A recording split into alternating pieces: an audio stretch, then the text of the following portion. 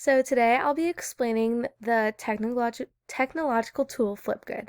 I really enjoy Flipgrid because I feel like it's a good way for my students to express themselves, express their thoughts on the topic they are learning or just in general, and they're able to share their screen with me. So if they created something, they're able to show me and explain, and this really allows them to be creative and express themselves as students. And I really enjoy it because it's super easy to navigate as well.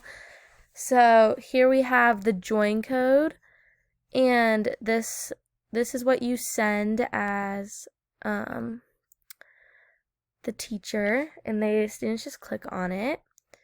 And so I'll join, sign in real quick. So this is what the student perspective would be. That was the teacher perspective. Now, as I'm viewing a student, this is what the student would see. So obviously I haven't sent this to anyone, so there won't be any engagement. But here you can see the hours of engagement. Flipgrid actually tracks how many hours the students have engaged in the Flipgrid. And I really think that's a cool feature that they have. So like I said, here's the code, and you would send that to your students, and then they would hit record response.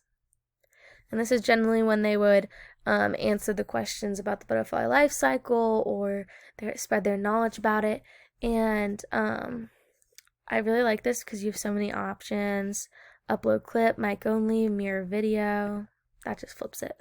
But mute and record screen. So they're allowed to record this screen for their benefit and the teacher's benefit.